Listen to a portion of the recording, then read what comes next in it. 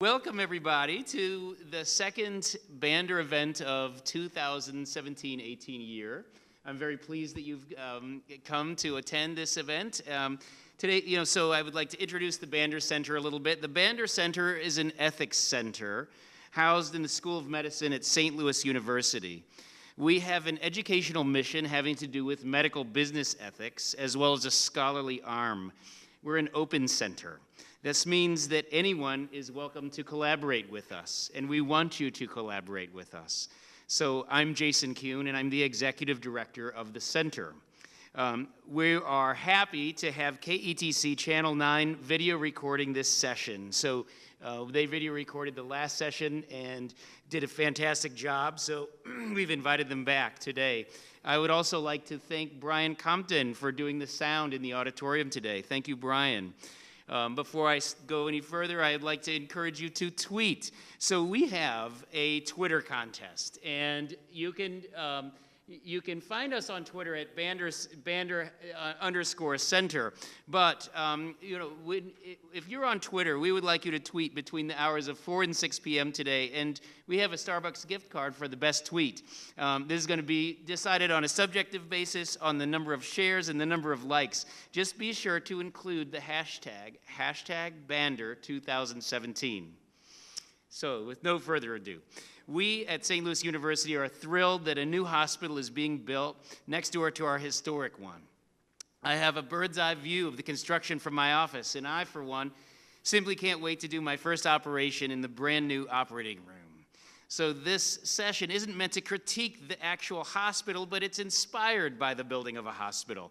I really don't know much about the actual design of the hospital being built, but rather want to think big about the idea of hospital design and what it means to situate a new hospital in an urban environment like St. Louis. And by a hospital, I mean, so let's define that. I mean a place where sick or injured people get medical care. So my guests today are Harold Braswell and Catalina Freixas, two scholars who have thought a lot about this issue and issues like it.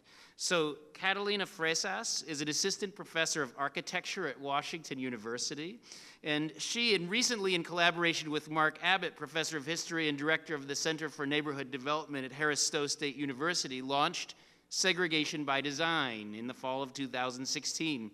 She developed this as part of the Divided City, an urban humanities initiative funded by the Mellon Foundation.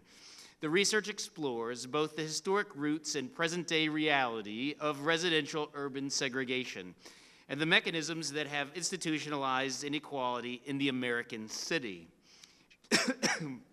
Pardon me.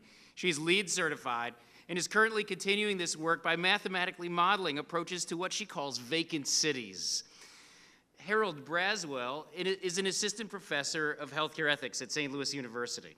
His work focuses on the intersection of bioethics and disability studies with a specialization in disability at the end of life. He has recently completed the manuscript of a book entitled A Dying Family, Bioethics and the Crisis of Freedom in U.S. Hospice Care. Harold's most recent work, which is the source of his second book, regards housing discrimination.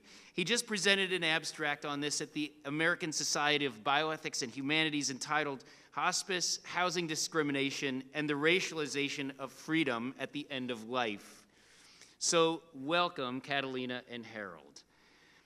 I would like to start off with a first question to you that I think will generate some discussion. So we're particularly situated here in St. Louis, Missouri. So racial division has reached a fever pitch and has reached the front page on almost a daily basis. So the Ferguson disaster, the Stockley verdict have put a spotlight on St. Louis. Everybody is watching St. Louis with regard to this. Is there anything we can do in hospital design to alleviate tension or rectify what has gone horribly wrong in this aspect of our culture? That's a broad question, and I invite you to answer that any way you like. Sure. I'd like to start just by thanking Jason for inviting me. Bander, it's my fourth year here. I can't say the Bander Center has been a huge presence in my life for the first 3 of those years, but this year the center's really been doing some incredible work, and I think it's one of the most exciting places intellectually and politically on this campus, and I think that's really due to Jason and his graduate student collaborators as well. It's been great to meet Catalina as well. I think the first thing we have to think about is the geography of the city and the geography of where the hospital is located. As I said, I just moved here 3 years ago, and Catalina knows a lot more about this than I do, but I think we all know that St. Louis has been shaped by residential segregation. It shapes the geography of the city-county divide, and also the geography of different towns and municipalities in the county. And thinking about creating a hospital, I think that geography imposes certain obligations on us. Obligations as health service providers, obligations as Americans, if you will, and especially since it's a Catholic hospital, I think those obligations are even higher because a Catholic hospital should have, I believe, a stronger service mission than a secular institution. How do we think about those obligations?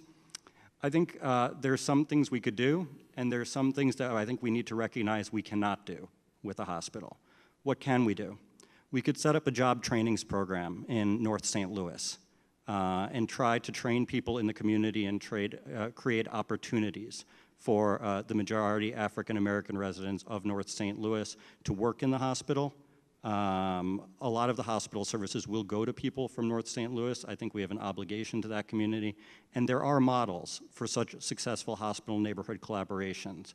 Tufts New England Medical Center in Boston worked with residents in Chinatown, which is where it was built, to create similar job placement programs, in part because they needed that community buy-in, and I think it was a mutually beneficial relationship. So job training is one. Secondly, I would say a friend of mine, Pat Blanchfield, he's a journalist, he works at NYU now, he's written about gun violence in America, and he said, the best way to reduce the cost of gun violence is not by banning semi-automatic weapons, which are relatively rare uses of that, although extremely horrific, obviously.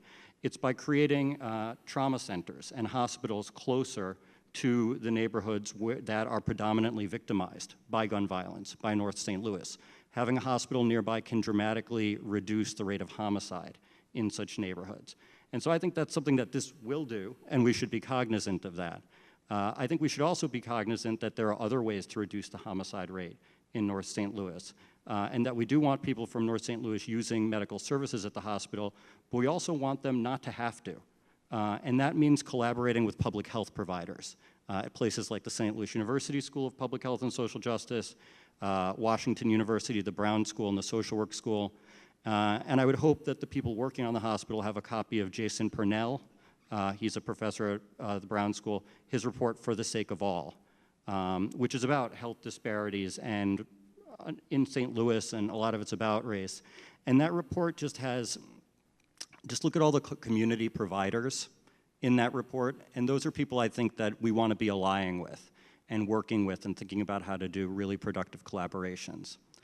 The third thing I think we could say is that I think we need to recognize that a hospital can, I think, have a productive effect in terms of ameliorating some of the consequences of racism, but it's not going to fix racism, okay? We can't medicalize away housing discrimination. There are limits to what we could do with a hospital, and I think that recognizing those limits, that there are things that are outside of our purview, can be very helpful. Nick Ramos, who's a postdoctoral fellow at Brown University, wrote a great dissertation about, I think, King Davis, a hospital in South Central Los Angeles. That was a hospital built right near the neighborhood of Watts, I think in the 60s, while there was rioting taking place there. And there were sort of exaggerated claims made about the effect that the hospital would have on neighborhood revitalization there. And when those claims didn't bear fruit, the local residents got blamed for it. So, if we're dealing with the effects of racism, I think we need to talk about racism to recognize there are some things we can do in the hospital, but there are some things that we can't. So I'm an architect, and as an architect and an urbanist, the first thing that we think about when with any project, not only of healthcare, is location. Location, location, location. So it's not only about where the the project is going to be placed, but also who are my clients and where are they, and how are they going to get to this hospital. So I think that, as you said, you had already a location, so that's a given to you. But now you have another issue. How do I get my client to come to me? So, of course, you're very close to a lot of highways, but highways infrastructures are great for those that are in West County. For those that are in North County, okay, or for those that are at North City, transportation is an issue. We know perfectly well that Metrolink has been expanded only on the north to arrive to the airport, that's it. And there is an isolation of the majority of the population on the north that are obliged to have cars in order to be able to move. Otherwise, it takes more or less an hour to go from maybe a neighborhood like Ferguson in maybe, your facility here. So how do we create those kind of connections? How do we facilitate those families that are going to come from northern areas, and where we know by North St. Louis, we talk about populations that are predominantly African Americans and low income. So how are we going to facilitate them to come to your campus? Parking is an issue. I'm from WashU. Parking in the medical campus at WashU is extremely expensive. So are you going to facilitate a certain waiver in terms of parking for those families that are of certain incomes? Or how are you going to manage for them to be able to come if they are coming by car? I have several issues with that in terms of what WashU is doing. So how are we going to get those families here, for me, is the main question in place. And again, right now, there are plans to, I would say, extend the Metrolink. However, that's not going to happen until, time. We need a lot of time. And in the meanwhile, what's going to happen with those families that you are trying to provide? I wanted to come back to Harold a little bit about something you said about, there's a limit to what hospitals can do, and you gave an example of, somewhere where the limit was sort of reached, or even the limit was, went over the limit. So how do we decide, what the limit is? Because I see it that, there is a limit to what hospitals can do for something like this, but if you think creatively, it seems like limitless if you think about it. And so, how do we decide together as a society what limits that? We have conversations like this, hosted by the Bander Center, would be one excellent start. There are people who research this. Believe it or not, there are people who research this more than me. And there's in St. Louis, we have an enormous amount of people. This is a city, 3 people live in this city, and we have 7 universities, okay? There's an enormous amount of knowledge in this city about topics like this, and an enormous amount of local organizations that we could collaborate with. So I think that to sort of actively engage the community, the broader St. Louis community from the very beginning in a discussion of what people need, how those services can be provided, and what is going to be beyond the purview, and what might involve working with public health, or with social workers, or with other organizations throughout the community, or with Mayor Crusen's office, or something like that, is something that should be an ongoing discussion throughout the planning process, and ideally beyond that. Yeah. Through the planning process, and I go back to location, correct? Not only of the hospital, location of public housing. Are you aware where are those public housings today? Do you know where in the city of St. Louis are located? Because people are going to be your clients. Not even to mention the ones that are in the county itself, correct? Which in general, again, are in North County.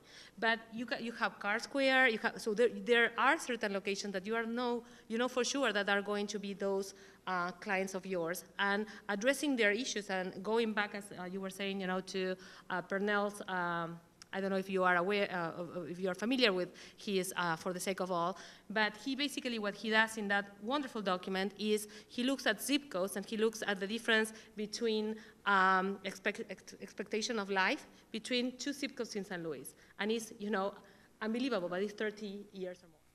So if we are aware of the documentation that is already in place, then as you were saying, who are the people that you should be basically looking after or trying to reach out to, in a way.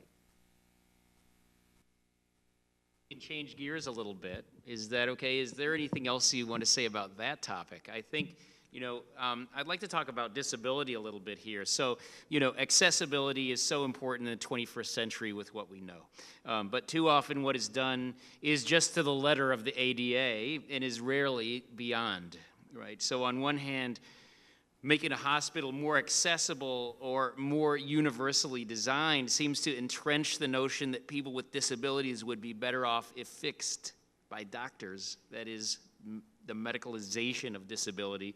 But on the other hand, we know that people with disabilities have medical problems just like the rest of everyone, and that people with disabilities tend to get lower quality medical care than non-disabled people. So it becomes a justice issue on that side. What do you think about that trade-off? I mean, is there something there? Is that a real distinction to be made? What about making hospitals more accessible? That's not my expertise, but I can tell you some of the things that I have been working. I was working until last year on a mathematical model for optimization of hospital office space use, not patient rooms, but office space use. And one of the things that I was looking into in the model is how do we organize space in terms of certain complexities that you have in hospitals. For example, one will be the level of privacy that you are handling in the documentation, in the paperwork that you are having. So as an example, you will put those people, correct, you will not privilege those people towards the core, where the elevators and the stairs are. You will put those further away, and you will put people that have more contact with clients closer to the elevators. So, I mean, when you are in a hospital and having certain areas where you know that people with disabilities are going to frequently attend, and you are putting them in less proximity to parking spaces and further away from the cores and the elevators, then you are not facilitating the way that I move through a hospital, for example. So Jason used the words universal design, just to unpack that in case y'all may not know those terms. So universal design, it's a style of architecture that's meant to be accessible for both disabled and non-disabled users. But the idea is that if you build it in a way that's accessible for disabled users, non-disabled users will benefit from that accessibility. So just think of a curb cut, okay? A curb cut is something that someone in a wheelchair needs, okay? It's a civil rights issue to get access into a building. But I have a young child that every once in a while I'll take for a walk in the stroller, I really benefit from having those curb cuts. I don't have to pop a wheelie, okay? It's better. So that's the idea of universal design. Now, so I would want to think about those principles in designing the hospital, and I would also want to think critically of them. Amy Hamre, who's a friend of mine and a professor at Vanderbilt, just came out with an incredible book called Building Access, Universal Design and the Politics of Disability. That makes a couple of really important claims, but one of which is that, universal design, what do you mean by universal? That term is implemented differently in different regions. It means completely different things, and oftentimes it's not really universal. People get left out, and sometimes if you focus on universal solutions, people with disabilities get left out of that. So think about it and also think critically of it. As it happens, we have a very valuable resource here on St. Louis University's campus to thinking about that. That's Elizabeth Pendo, who's a professor at the law school, who wrote a really great article that I think is called What Patients with Disabilities Can Teach Us About the Everyday Ethics of Healthcare, Wake Forest Law Review, which is about essentially this, how hospitals are extremely inaccessible to disabled people in general. So think about examining tables, okay, that can be used so that people in wheelchairs can get up on them and off of them easily, okay? The size of doorways, elevators, ramps, things like that, signage, wayfinding, one of my favorite words, to sort of navigate in things. When I go into a hospital, I'm a highly educated person who works in medical settings, but my first sense is disorientation and fear, okay? Just imagine if you don't have that background, okay? It's very hard to find your way around. So to think about that constructively from the very beginning. Also accessibility. How are we going to train people to work in this hospital? How are we going to train them to think about people with disabilities? How are we going to train them to talk about people with disabilities? There's been incredible research on this. And so you can have hospital professionals who are very sensitive in their dealings with disabled populations. It's very exciting. I would also say that, and I think this sort of pivots off what Catalina was talking about, I wouldn't see accessibility and disability as opposed to accessibility in terms of economics, transportation, race, and other issues. You want to take an approach that, you know, if people can't afford care in a hospital, it's not accessible. Your examining table could be the most accessible on earth, but if a person in a wheelchair can't afford access, it's not access. So we want to think about that as well. The last thing I would say is that y'all, hi everyone, this is a huge opportunity. It's a huge opportunity for our city, okay? This can be a destination hospital, okay, for disability access in the country. And we're in a region that hasn't had a lot of great national and international news in the last couple of years, in case y'all have noticed. But this could be one of these things, okay? That it can be something incredible for people in the region, that there are a lot of disabled people in the region, and you could work with organizations like Paraquad, for example, in doing this. And it could become something like disabled people move to the Bay Area. They move to Chicago because they know those are highly accessible cities. Okay, so this is something that I do think can aid, hospitals have really helped in some cases. Sometimes it's overstated, but to revitalize declining industrial cities. Pittsburgh would be a great example of that. Sometimes it's overstated, but it can be an engine for that. And I think I would hope that we would see accessibility not as a drain on that, accessibility not just as costs, we have to make it more expensive, but that is something that can draw people to the hospital and to the region. Fantastic. That makes me think about this. We're in a certain stage. I don't want to comment on this current hospital that much, but it makes me think, we're in a certain stage of design. Certain things have been decided and other things haven't yet. And, in incorporating this notion of that we're going to have, people trained, to provide accessibility for people with disabilities makes it so that the design is like this ongoing living thing. I mean, it goes beyond just the physical plant of the hospital or the ramps or what have you. So I don't know, have you ever heard of work like that being done about in the accessibility world, about an ongoing redesign or integration of humans and built environment? Is that something you just kind of thought of? I think Amy's book, Building Access, University of Minnesota Press, has a number of examples of that, rehabilitation centers and facilities. Perhaps some of our rehabilitation professionals, hi Deborah, there might have some other information on this. But look, I would hope so.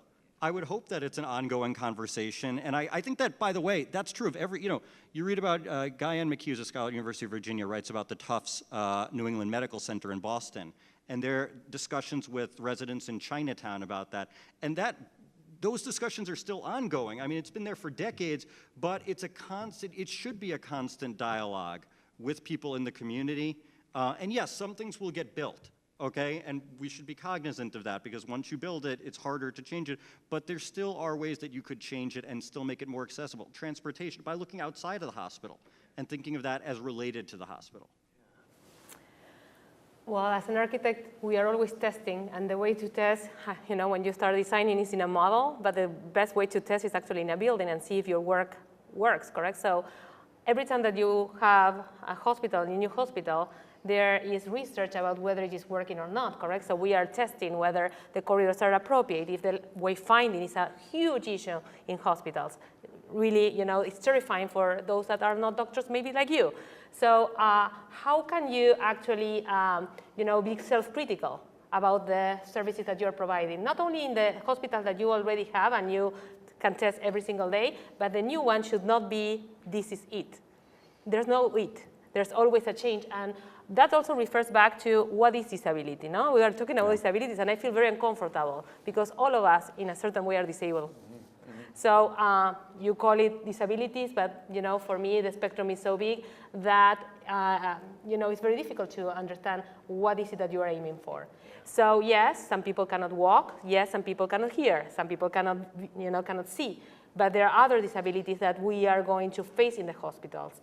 And disabilities can be, again, related to the economics. It can be related to the way that I access to that. So they're so broad that then your service, the hospital itself, should be your way to understand and to test what things have you done successful and what things need to be still revised in the future. Right. I think that's a fantastic idea. I like that. I hadn't thought about that much, but disability itself is a changing, moving, thing that morphs around, and as well as this the nature of ongoing design. I think that's a nice project for some graduate student out there, maybe to write about that. I've never read anything like that. Let's move on to the third topic, and after that we're going to have a little bit of audience interaction if anybody would like to ask a question. But I'd like to talk about just environmental sustainability a little bit, and let's go here.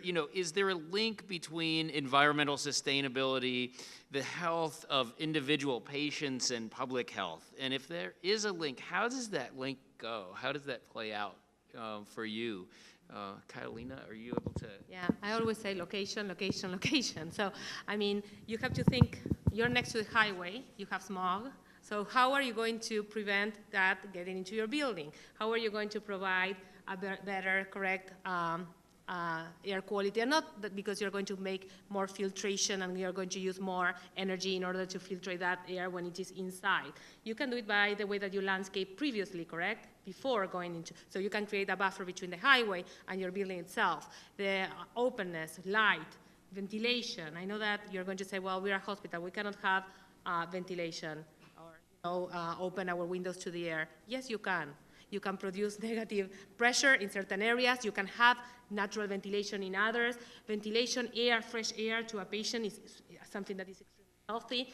From Alvarado, that is a Finnish architect, from him in the 60s to today, we still believe that sun and air, purifying, those are great assets to any of your facilities. So why not incorporate today? It seems that, we have created these airtight buildings, and we have seen, not get the sense that they are creating more damage than anything. We know that those buildings that are so tight also create what is called the sick syndrome in buildings. So those people are having more allergies, have more headaches, are less productive. So air is an asset. So why not incorporate in your design? One thing you've written about when we exchange a few emails is how, hospitals are heat islands, right? They generate waste, that kind of a thing, environmental, stuff like that. Let me explain for the general person that doesn't know what the heat island is. So that means you have humongous area of parking spaces next to you. Some of them are the garages like the one that I went 2 seconds ago, but others are surface areas. Those are going to heat the environment that is next to the hospital, which will bounce into the hospital, which will require the hospital to use more air conditioner in order to mitigate the effect of that air that is heating up next to you. So that is what we call heat island effect. So I believe that you have also, again, the responsibility. And again, even the patient that went to have a service in the hospital and comes back to that parking space, doesn't feel comfortable. How can you create comfort in the patient, in that promenade, what we call the promenade, that is the way that you get from the car into the facility and still be part of that experience of going to the hospital? Do you have anything to say? This is not my area of expertise, but as it happens, I do have things to say.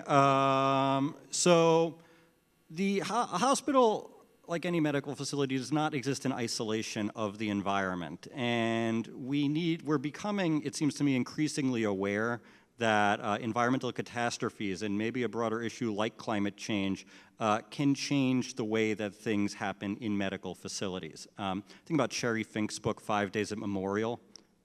Sarah knows, okay. Sherry Fink's a reporter for the New York Times. It's about Memorial Hospital in New Orleans that during Hurricane Katrina, basically lost power, had to shut down operations, but it created a situation where some of the physicians there felt that they were obligated to do what could be referred to as, a kind of euthanasia to patients that they could not support anymore in the hospital. Okay, so you have a situation of extreme scarcity generates new ethical conflicts. Okay, and this is something you could plan for ahead of time. Okay, so look at the nursing home situation. You all saw the photos of the nursing homes filling up with water in Houston, and you know about the people who died in nursing homes in Florida. Okay, well, the nursing home lobby worked in the state of Florida for years so that they wouldn't have to pay for generators, okay, in those nursing homes. So those deaths could have been avoided with better planning. In Florida, by the way, where you would sort of think that this kind of thing could happen. Well, it happened in Florida, and it could happen in Missouri and the Midwest as well. There can be environmental catastrophes like this, so we should be thinking about that. Backup generators, how is that going to work, things like that. And also, do you want to pivot right off? You go. That's what we call in design for resiliency. Mm-hmm. So there's most of you have heard sustainability, that's old. Today we're thinking about resiliency. So how can you make a building be self-sufficient in case of disasters? It could be a hurricane, a tornado, but it can be also in the event of somebody coming and with a gun and starting to shoot in the middle of a court. So how can you start to think about the way that you can still operate, building can be operable, if you have a natural disaster. That means that there are certain areas that will have a high priority in the way that you are investing in those generators, whether others can basically be locked out from the system that is going to survive that natural catastrophe. That will require, of course, a different kind of structure. It will require a different kind of building codes. You're not going to go for the standard code, you're going to go for the plus code. So it's not that the whole building has to be at a certain level, because that will be maybe unaffordable also for you. But some areas, and those key areas that you will determine as you, the client of the architectural firm, and also the users that are going to be on the other end of the table, then that could be a very beneficial thing if you were. Can I, so pivoting off that, we want to build a hospital for resiliency, and we want to build a city for resiliency as well. And I think a hospital can and should have an important role in that process. And part of this is thinking about how issues like environmental catastrophes affect populations throughout the city, and affect those populations in ways that are not equal, and that can create medical problems for those populations. So what obligation does the hospital have for that? How can we incorporate that into the hospital planning? How can we work with public health professionals in the region to sort of maximize the delivery of those services, and ideally to make that they're not always necessary? San Luis is one of the 100 cities that is trying to build resiliency. So we are working in the process of building as a city resiliency. So I think that the conversations with healthcare facilities is extraordinarily important. Like what you are saying is, it rings a bell in me when you're like, where do we go in terms of catastrophe? First thing that you go is to that healthcare facility. Yeah. So if that healthcare facility is not even prepared to receive me, then we're in big trouble. So I wonder if you should not be talking with Katherine Werner, that is the Director of Sustainability for the City of San Luis, which is trying to lead this project, this big project. Maybe you are. Not that I know of yet. Okay, thank you for those. I want to give each speaker a chance to talk about their own project a little bit. Is that okay? And I want to know whether this dovetails with anything in your own work. And if not, can you just describe a little bit about what you're working on right now? I mean, Catalina, would you just say a few words about what you're working on? I have a contract with a publisher, Springer International. I'm putting a book together that is called Segregation by Design, and Calls and Conversations for Action. It's in St. Louis, so that's the title. So we are focusing on housing and urban segregation in the city of St. Louis. And we are also talking about other cities, but it's pivoting on the reality of our city. This book the project started before Ferguson, but the Divided City allow us to be able, for these last 2 years, I have received 2 grants to further the study that started as a small project. It went into a book proposal, so I'm very thrilled about that. I'm finishing my book. I'm very confident about that. At the end of this month, it's called A Dying Family, U.S. Hospice Care and the Crisis of Freedom at the End of Life, and I do think it raises some themes with what we've been talking about here. It's about the U.S. hospice system's dependence on familial caregiving and how caring for the dying is beyond the means of many American families right now. It's hard in general. It's harder when your house got foreclosed on last week. It's harder when you're living in a red-lined area that's a food desert. It's harder when you don't have access to public transportation. All of these things make caring for your dying relative very hard. Well, what happens to someone who's dying in a system dependent on familial caregiving when familial caregiving can't come through? I think what I'm arguing is that we shouldn't really think of them as free. We should not think of dying people who are in situations of extreme neglect, of inadequate familial caregiving, which is something that touches my own family, by the way. I'm not just speaking from on high here. It's very easy to be an inadequate familial caregiver. I myself identify as one. As sort of the focal point for a broader national conversation about freedom at the end of life. That conversation in general in this country just focuses on physician-assisted suicide. Certainly an important issue. I've spent 10 years of my life researching that issue, so I understand its importance. But it's also extremely limited, and it's one way to respond to catastrophe. And there are many other ways that we could think of responding to the end of life beyond that.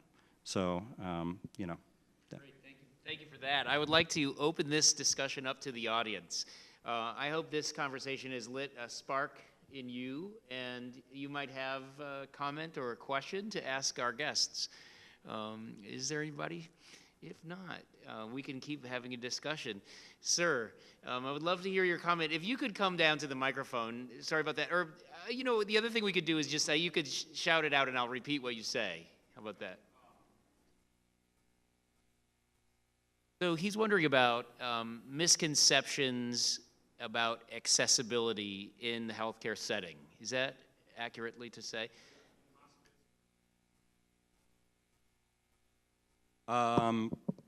Yeah, I mean, look, you know, I think we're just, you know, in some ways beginning to talk about, even academics, okay, the question of accessibility in healthcare locations and in hospice. And I think that's sort of your average person. I know that doesn't exist necessarily, but, you know, they may have a fantasy of getting sick and what that's going to look like and et cetera, but they don't know the details of it. So let me just give you an example. You know, if you're dying and if you can't be cared for at home anymore, you get sent to a nursing home in general. And I could tell you doing field work in hospice that a lot of dying people and their families have no idea that's going to happen. And when they learn that's going to happen, they think that they're getting thrown out of hospice. Even though they're not getting thrown out of hospice, you're still going to be getting hospice care delivered there. It's terrifying for them. Nursing homes are sort of like, you know, horror show. I'm not saying there's some excellent nursing homes, but in the national imagination, you don't want to end up at a nursing home. And already you're dying, your life sucks, okay? You're under a lot of strain.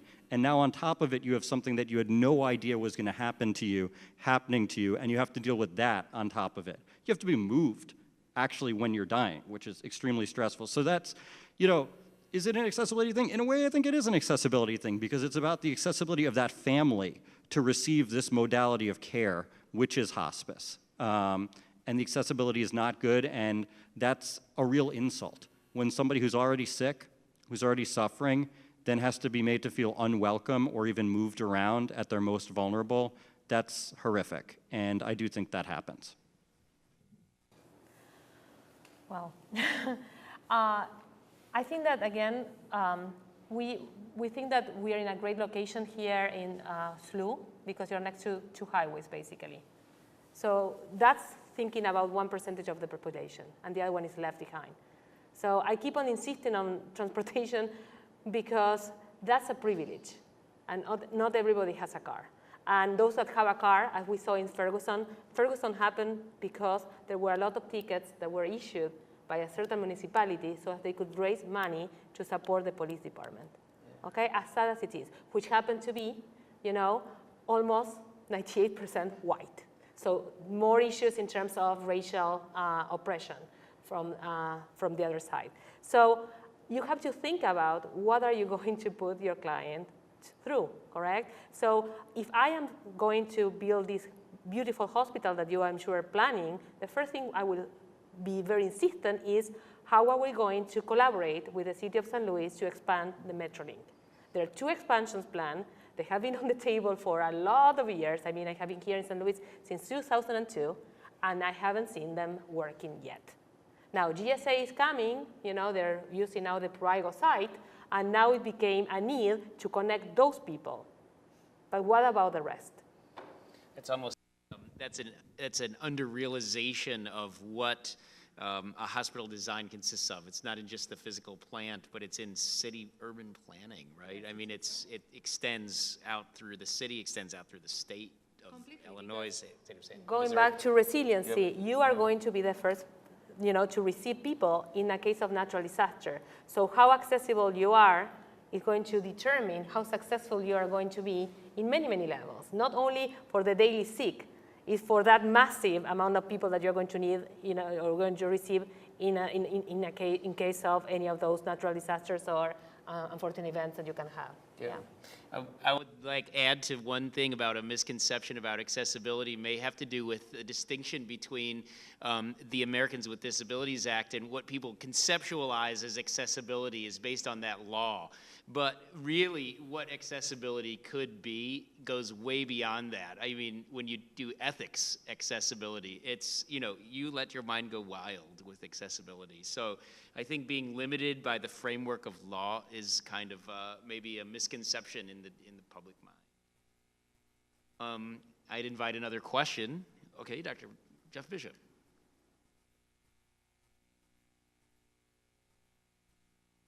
Do you want to repeat that question a little bit? I can do it. Yeah, I could say, I can try to summarize that a little bit.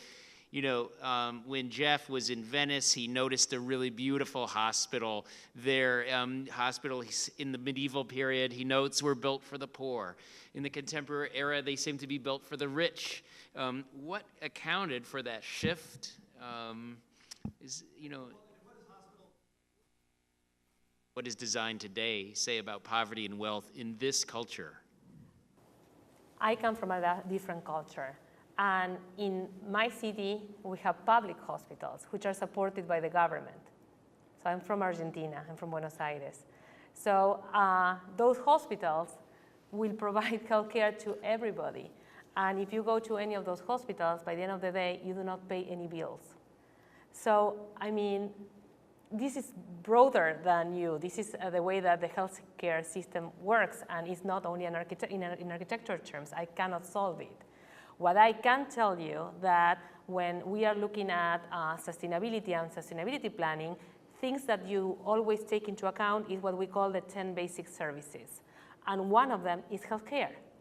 So cities that work, cities that are sustainable, that are resilient, have those 10 basic services that will give them and will provide I would say the residents to be self-sufficient. A hospital is part of that. So when you were planning for, in the past, when you were planning for cities, the hospital was the component that was close to the people. Today, the hospital seems to be further away from the people. And it's a matter of looking at the location where hospitals are being planned today. And they are where the wealthy people are, because those are the people that can pay for that healthcare and healthcare provider, correct? So West County is receiving most of BJC's hospitals today, correct?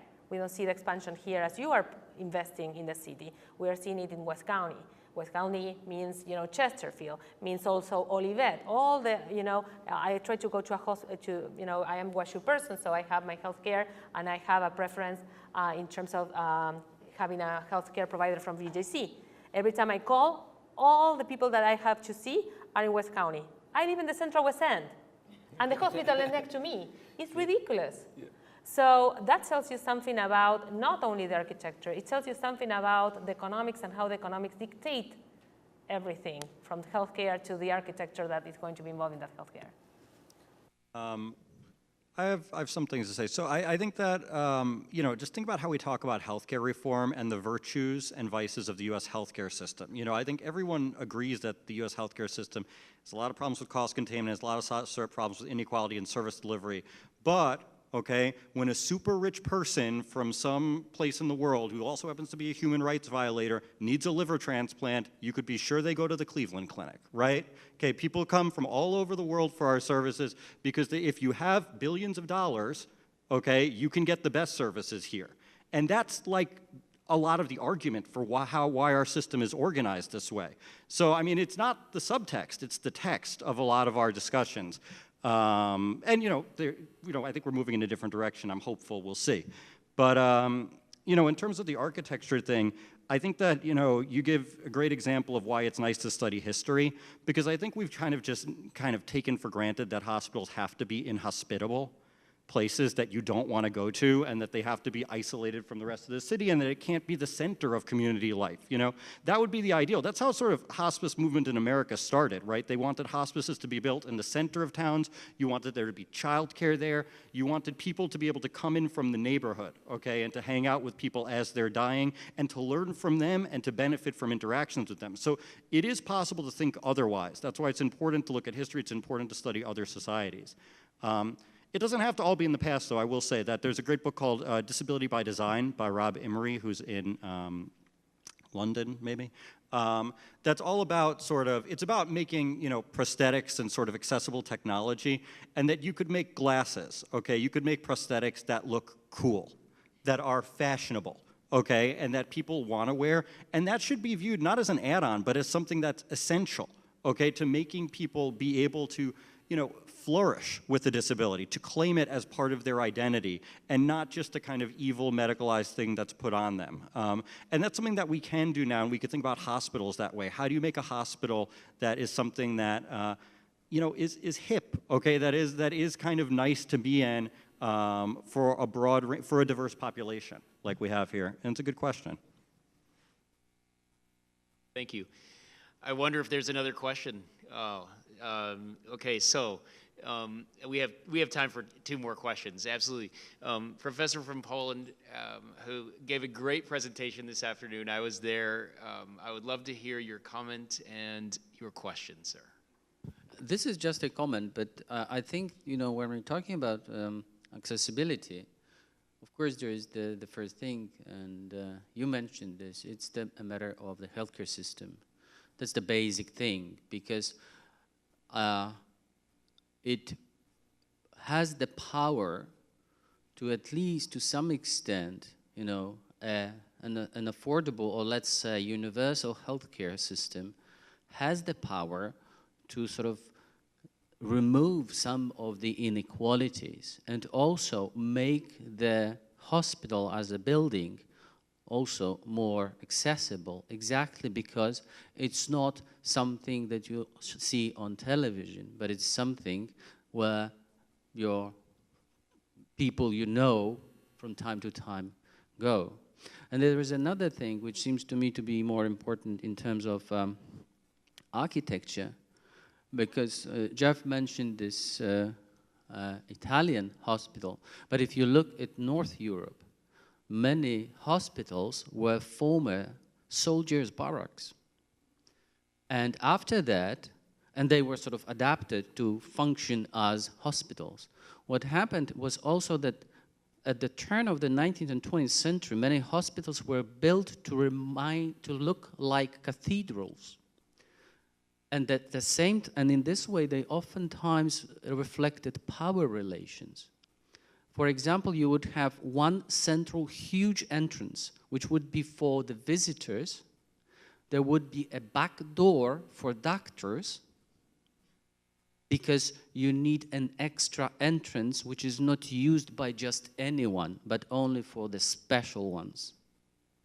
And if you look how European hospital buildings changed in the 20th century, you'll see that now they are very much decentralized in terms of many entrances, few places where you have to clean yourself. I remember times when you would have to put on special protection, whatever it is, on your shoes. You could not bring flowers and so on. So part of the accessibility, I guess, is also, let's say, antiseptics and stuff like this.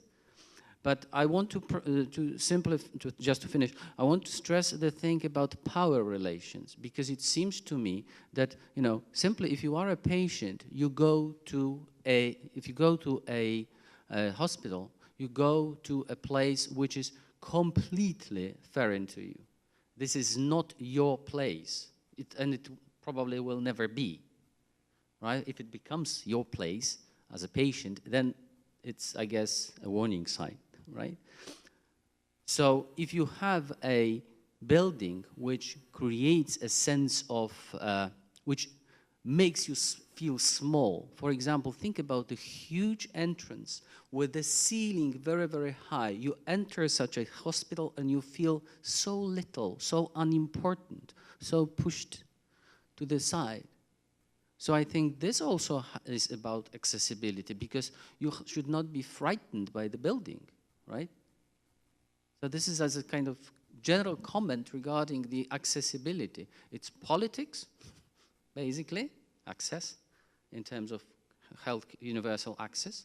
And then you have the access in terms of psychological response to a particular bit of architecture. Fantastically insightful. Do you want to respond to those comments?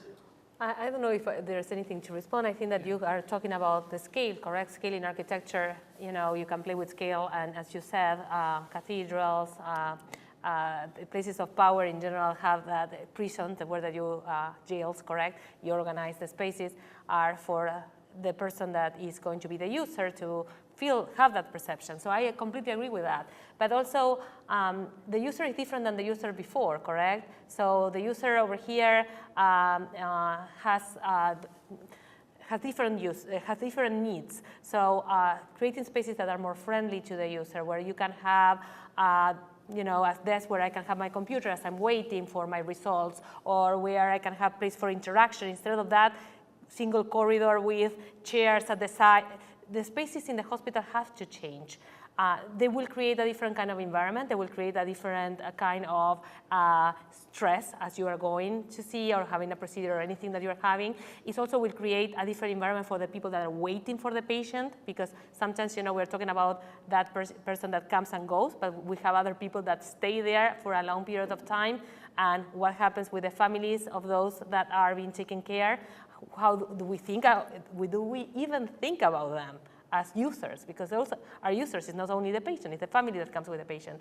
So I think that hospital space can do a lot in order to create that level of comfort and bring more a sense of, you know, communal space to the user. Yeah, I don't have a whole lot to add except to agree and to agree. You know, I would say that, you know, the discomfort is always going to be there. Maybe it even should be there on some level. I don't know how comfortable I want to be in my life with being sick, you know, and I think, and I don't know how comfortable, how much you can sort of avoid that on some level. But I do think that there are things that we could do to make it better in terms of the architecture, but also, you know, the sort of forebodingness and judgment implied in the architecture that you described can also be replicated in the way that doctors treat patients, okay? And so there are ways to mitigate it via architectural things, and also to think consciously about personnel training. You know, could we have social workers or counselors doing a more active role in hospitals to make the space more welcoming to people who have found themselves in these situations? I know Sarah Vandenberg had her hand up. I would love to hear your question or comment. And if you could speak into the microphone, we'll have it on our YouTube video recording. The one thing that kind of troubled me about this wonderful discussion was something that I think you hinted at, Harold, when you were talking about universal design and how it's used by people who are not disabled. But I think one of the real issues for disability is the us versus them. Yeah. That, you know, we're all abled and then some are disabled. And if you think that the entire staff of the hospital is perpetually abled, you're wrong. We know that being disabled is a condition that virtually everyone will experience at some point, at least temporarily in their lives, and some more than that. I mean, my own physician, for example, was injured in a serious accident a few years ago and is severely disabled and is practicing. And I certainly want him to have access to the hospital where I would receive care. So I think that disabilities crosses all lines, patients and staff. So universal design really makes the building available to everyone to do their best work and to regain their health, if that's their job. And I just think that that's something that we need to do if we're going to avoid the medicalization of disability and the sort of otherness of disability. I would say there are a series of rules or prescriptions that we as architects, for example, use in order to produce that design. They have to be reinformed. They have to be revised. I mean, I said it. I think that you're saying we are all able or we are all disabled. You can put yourself on one way or the other. I said we are all disabled in some ways. So I think that they should be revised because, I mean, there are a lot of other disabilities today that we know, and there are other conditions that are not even observed in the way that you are designing a hospital.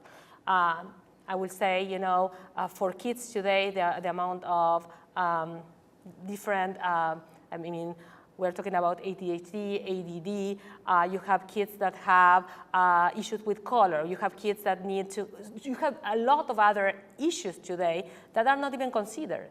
And we are designing these colorful buildings without even understanding what are the repercussions of the use of color. And we think that if we use color, it's going to be a successful building and a happy building. So where is the research that proves that that's the case? So who are we designing for? That's extremely important. And how do we revise those, again, those regulations that are informing our design is also another component that I question. I agree. I think this is a great place to end that. I agree with you, Harold. Thank you very much for attending this event. I would like a round of applause, please, for my guests. I really appreciate you and your level of preparation. Fantastic. Thank you. You can see our first event on YouTube. If you go to the Bander Center channel on YouTube, you can see our first event, which was our guest, Ed Weisbart, who is a single-payer activist. And you can watch that. It's an hour long, so you can skip ahead if you get bored and go back or whatever. So on November 17th at 2 o'clock in the afternoon in this auditorium, I'm going to interview Elizabeth Rosenthal, who wrote a book called The American Sickness, is on a book tour, and she's been tweeting from Cornell and Columbia University about how fantastic everybody is and how they ask her great questions and get into the ethics of it. So I can't wait for her to come to St. Louis University so we can show them how great we are also. Stay tuned in the spring. I'm hoping to have an event on North Campus in one of the beautiful spaces on the North Campus. So please join us and thank you for attending.